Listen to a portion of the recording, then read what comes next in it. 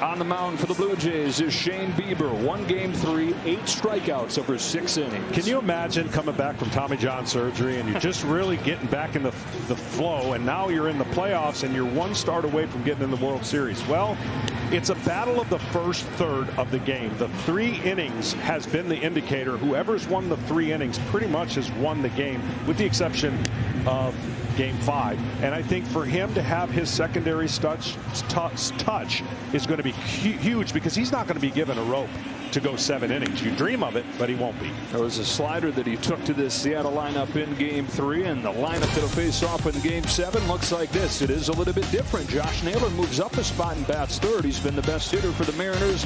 Get him 1 spot higher in the order. And then the other change is down at the bottom, where Victor Robles, who was benched after Game 3, is back in there for the first time. Yeah, this is he swung at a lot of first pitches, has Julio Rodriguez, and you know he wants to make a moment and stand out. He hasn't gotten a hit in that leadoff spot. What a time to start getting going in 1 game where nothing previously matters. Quinn Walcott behind home plate says play ball. Fasten those seatbelts. Off we go in Game 7 with ball 1 from Shane Bieber. Rodriguez homered against Bieber in Game 3. He then singled against him. He does not have a hit since. 0 for his last 12. On the ground, and there's a hit to snap the skid. Into the corner. Extra bases for Julio Rodriguez to start Game 7. And there is your first star making an impact. There's a moment, and you know the guy that's coming to the plate. He's beat up, tired. He's hit some homers, but what he's got on his mind is drive him in. Get him over, drive him in. And in Game 7, whoever gets that first third of the game really puts the manager in a nice spot from a decision-making spot. And man on second, nobody out. Seattle must score this run against an offense that is pretty darn good on the other side. Cal Raleigh drove in more runs than anybody in baseball this year. Stands in there. And it couldn't end the way that it went last night. That can't be the final note in this record-setting season for Raleigh. Struck out 3 times, committed an error. That's the first time in his career he's had a game like that. And it just wouldn't be right for that to be the lasting memory for a guy who's hit 64 home runs.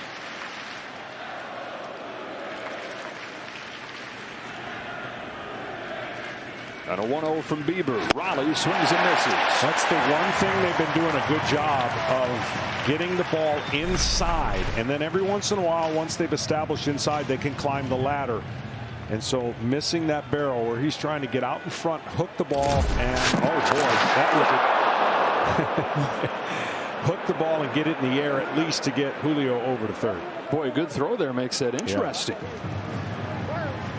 The Mariners had the magic of game 5, the late home runs to get to within a win over the World Series, and then they could not have played a whole lot worse than they did last night, with a chance to go to the World Series for the first time. 3 errors, 3 double plays they hit into, way too many strikeouts. Here's a bouncing ball that will go just foul. And so 1-2 on Raleigh.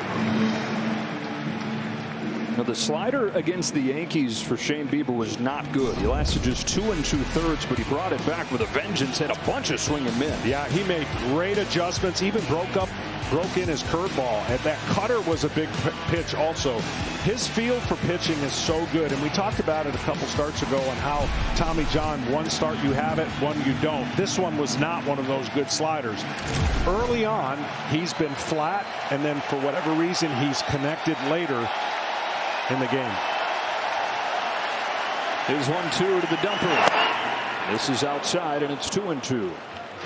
He's one of the best swing and miss pitches in baseball the last 2 months after he was activated and had those 7 whiffs on 12 swings against a swing and miss lineup that is needed to run into him to win games. Nobody's hit him out more than this guy. 2-2 on Cal Raleigh.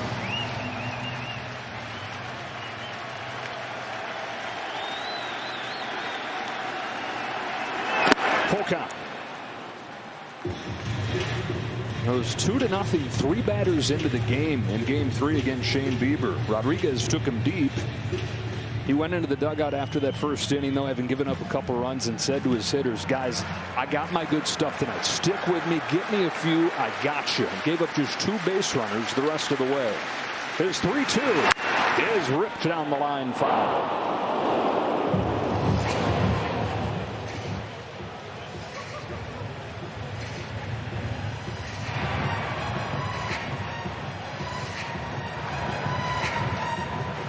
It's always interesting. The crowd's in an anxious place. They're the home crowd. They want to see a 0 go up so badly and then not watch their offense try to take the lead. And obviously on the road in Game 7 that you could do the opposite effect and just dim the crowd's excitement a little bit with another big hit.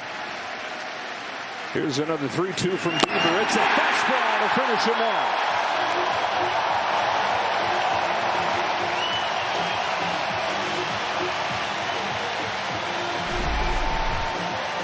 I mean, that's a great pitch to a great hitter. Tied him up inside and established an incredible at bat that he got him inside conscious. And then I said, when you can get him inside conscious, you can get him up out. And he did. Raleigh unable to advance the runner. Josh Naylor comes up, takes ball 1 high. The Mariners have hit more home runs than the Blue Jays have in this series, but the Blue Jays hitting .297 in the postseason. The Mariners hitting .215. They've struck out twice as much. And the strikeout means they don't get the 90 feet here. Naylor's been their best hitter. He's been the exception to all the swing and miss and the low averages. Josh is hitting .484 in his last 8 games. And he moves up tonight and bats third for the first time as a Mariner.